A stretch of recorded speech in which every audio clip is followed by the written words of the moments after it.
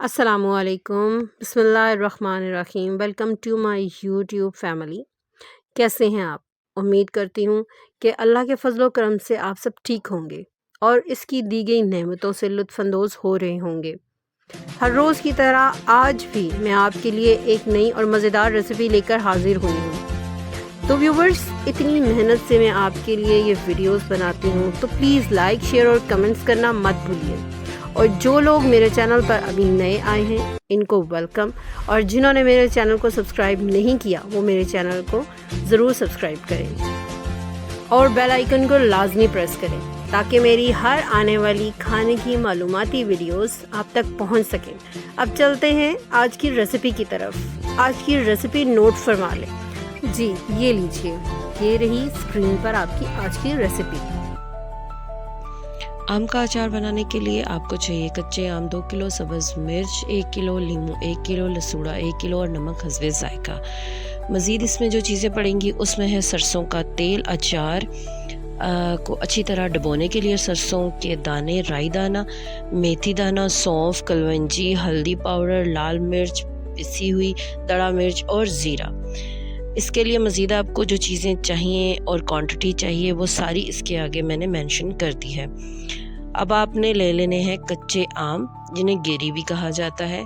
आपने इनको वहीं से कटवाना है जहाँ से आप इनको ख़रीदेंगे।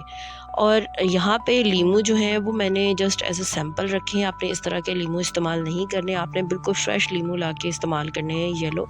और सब्ज़ मिर्च आपने वो लेकर आनी है जिसको दबाने से हल्का हल्का बीच में आपको बीज महसूस हो, ठीक है। इस तरह के येलो कलर के या पके हुए लीमू आपने इस्तेमाल नहीं करने, ठीक है, जो ड्राई हो चुके हों।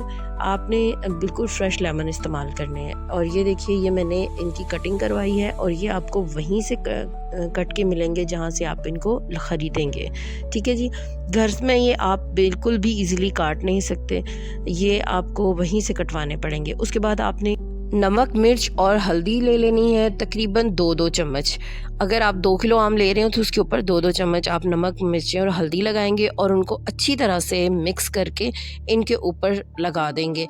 आपने नमक, हल्दी और जो मिर्च है वो अच्छी तरह से सारे आमों पे लगानी है। इसी तरह आपने मिर्चों, लीमू और लसूड़ों के ऊपर भी लगानी है। लसूड़े आपने तकरीबन 1 से 2 मिनट के लिए बॉईल कर लेने हैं, ठीक है। उसके बाद आप उसके ऊपर ये सारा कुछ अप्लाई करेंगे। और जब आप इनको 2 दिन का रेस्ट देंगे, आपने इनको बिल्कुल एक अच्छी सी जगह पे रखना है जहाँ पे ज़्यादा मिट्टी वगैरह कुछ भी ना हो। आपने इनको वहाँ पे रखना है और आपने डेली इनको देखना है कि इनके ऊपर फफूंदी ना लगे। आपने इनको हिलाना भी है और आपने इनमें से जितना भी पानी निकलेगा उसको पानी को रिमूव कर देना है, ठीक है। जब ये पानी इसमें से निकल जाएगा, ये बिल्कुल ड्राई हो जाएंगे, तो आपका अचार सालों साल चलेगा। अगर आप पानी इन चीज़ों में छोड़ देंगे या इस तरह नमक और हल्दी मिर्च वगैरह लगा के नहीं रखेंगे, तो फिर क्या होगा कि जब आप इसको तेल में डिप करेंगे तो कुछ टाइम के बाद इसके अंदर फफूंदी लगना शुरू हो जाएगी, ठीक है जी। लसूड़ों को भी आपने इसी तरह बॉईल करके उनको अच्छी तरह नमक, हल्दी और मिर्च लगा के रख देना है। इसके अंदर भी जितना एक्स्ट्रा पानी होगा वो निकल जाएगा। आपने कच्चे लसूड़े अचार के अंदर नहीं डालने, ठीक है। उसके बाद आ जाते हैं हम अपने ड्राई इंग्रेडिएंट्स की तरफ। जो हमारे इसमें मसाला जात इस्तेमाल होंगे, उसमें आपने राई दाना ले लेना है और राई दाना को आपने बिल्कुल लाइट सा भून लेना है, ठीक है। अगर इसके अंदर कोई भी नमी वगैरह होगी तो वो बिल्कुल ड्राई हो जाएगा और आपका अचार जो है वो लॉन्ग लास्टिंग चलेगा, ठीक है जी। इसके अंदर राई दाना, मेथी दाना, कलवंजी, सौंफ और जितनी भी चीज़ें आपको मैंने बताई थी उन सब को आपने ड्राई रोस्ट कर लेना है, ठीक है जी। ड्राई रोस्ट करने से इसके अंदर की जो नमी होगी वो बिल्कुल ख़त्म हो जाएगी और आपका अचार जो है वो काफ़ी टाइम तक चलेगा और ख़राब भी नहीं होगा। मीन्स टू से कि हम अचार इस तरह बनाते हैं कि हम जो भी नई चीज़ बीच में ऐड करना चाहें उसको हम दोबारा से नमक, मिर्च और हल्दी लगा के 2-3 दिन के लिए रखेंगे और उसे उठा के हम वापस उसी अचार में डाल देंगे। अगर आप अलग करना चाहते हैं तो वो भी आप कर सकते हैं। आप अलग ऑयल डाल के उसके अंदर आप 4-5 दिन के लिए उसको रखें। जब वो गल जाए तो उसको वापस जो अचार आपने पहले से बना के रखा हुआ है उसमें आप डाल दें। अच्छा, ये जितनी भी चीज़ें मैंने आपको बताई थी वो सब मैंने ड्राई रोस्ट कर ली हैं, ठीक है। इसमें सूखा धनिया जो है इसको मैंने थोड़ा सा पीस लिया था, दरदरा सा पीसा था, ताकि जो है ना इसके मोटे मोटे से दाने जब दांतों के नीचे आते मोस्टली लोगों को अच्छे नहीं लगते, तो आप इसको पीस सकते हैं, आपके पास ऑप्शन है। बाकी चीज़ों को आप जब पीसेंगे तो वो थोड़ा सा अचार जो है वो आपको कड़वा महसूस होगा, इसलिए आप बाकी चीज़ों को ना पीसें, उन्हें साबुत ही रहने दें। आप सिर्फ़ और सिर्फ सूखे धनिया को पीस लें और इन सारी चीज़ों को इकट्ठा करके अच्छी तरह ठंडा कर लें, ठीक है जी। अब हम लेंगे सरसों का तेल। सरसों का तेल हमने इसमें तकरीबन 2 किलो लिया है, ठीक है।